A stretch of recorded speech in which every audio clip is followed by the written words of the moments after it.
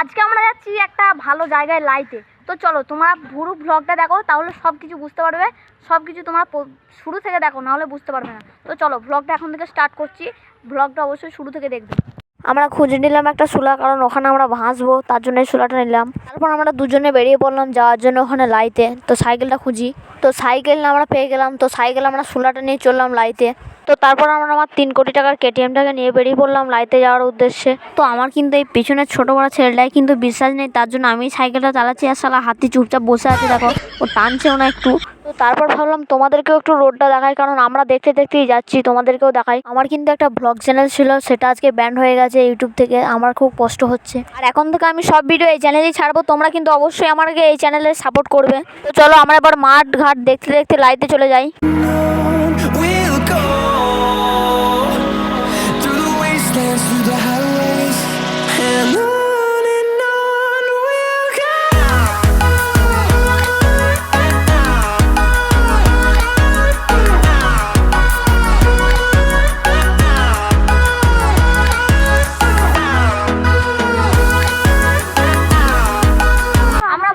Finally চলে এসেছি। তো চলো তোমরা শেষ পর্যন্ত দেখতে থাকো ব্লগটা।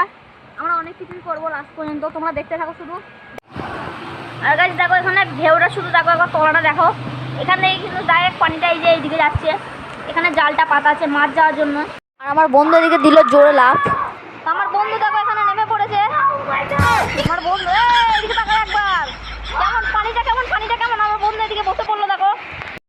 আর গাইস ওর দেখা দেখিতে আমিও নেমে পড়লাম। আর এখানে কিন্তু ওয়াটার পার্কের থেকেও ভালো মজা হচ্ছিল। আমরা এখানে ফাইনালি নেমেই পড়লাম, দেখো তোমরা পুরো ব্যাকগ্রাউন্ডটা দেখো। আমার বন্ধু এদিকে দেখো ব্লগ বানাচ্ছে। বন্ধু তাকারে ভাই দেখো, আমার বন্ধু এদিকে তাকিয়ে ফেলেছে। সরি, তো তোমরা পুরো দেখো, তাহলে তোমরা সব বুঝতে পারবে। তো আমরা যে চুলাটা এনেছিলাম সেই চুলাটা নিয়ে আমরা নেমে পড়লাম। এখানে সার্ফিং করতে পারি নাকি দেখবো। তো আমার বন্ধু দেখো এখানে সার্ফিং করার চেষ্টা করলো, কিন্তু এখানে বসে পড়েছে আর এগোচ্ছেই না চুলাটা। তো ও বললো নাকি শুয়ে বললে ভালো স্লাইডিং করা হবে, কিন্তু এটা তো এগোচ্ছেই না। আর আমাদের চুলাটা একবারে দুভাগ হয়ে ওইদিকে চলে গেলো একটা ভেসে।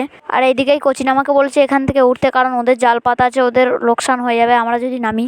আমরা ফাইনালি দেখো এখানে পানির স্রোতের মুখের কাছে একবারে শুয়ে পড়লাম, আর আমাদেরকে কিন্তু ঠেলে সামনে থেকে নিয়ে চলে যাচ্ছিল। আর গাইস আমরা কিন্তু এখান থেকে ফাইনালি উঠে পড়লাম। আর আমার ক্যামেরা একটু ঝাপসা হচ্ছিল, কারণ পানি ঢেকে গেছে আমাদের গ্লাসটাই। আর আমার বন্ধু এদিকে দেখো দাঁড়িয়েছিল, ও ভাবছিল কি করব। আমরা দাঁড়িয়েছিলাম, আমাদের দাঁড়িয়ে থাকতে আর কিছু ভালো লাগছিল না, তার জন্য আমরা একটু অন্য জায়গায় গিয়ে দেখো স্লিপ কাটবো। প্রথমে আমার বন্ধুকে দিয়ে শুরু করলাম, তারপর আমিও স্লিপ কাটলাম।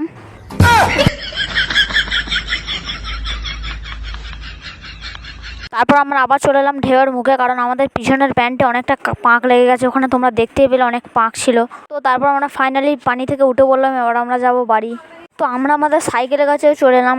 আর গাইস আমি কিন্তু সাইকেলে ফাইনালি চেপে পড়লাম, আর এখন দিয়েছি সেই মোটা পাড়া ছেলেটাকে, ছোট্ট পাড়া ছেলেটাকে। তাহলে এখন বোঝ কত কষ্ট সাইকেল টানার। তো আমরা এখন চললাম কাঁপতে কাঁপতে বাড়ি। জানি না বাড়ি আবার খবর আছে নাকি। খবর মানে তো তোমরা বুঝতেই পারছো, মায়ের হাতে পিছুনি। তো তারপর আমরা ফাইনালি চলে এলাম বাড়ি। তো আজকে এ পর্যন্তই, আবার দেখা হচ্ছে নেক্সট ভ্লগে।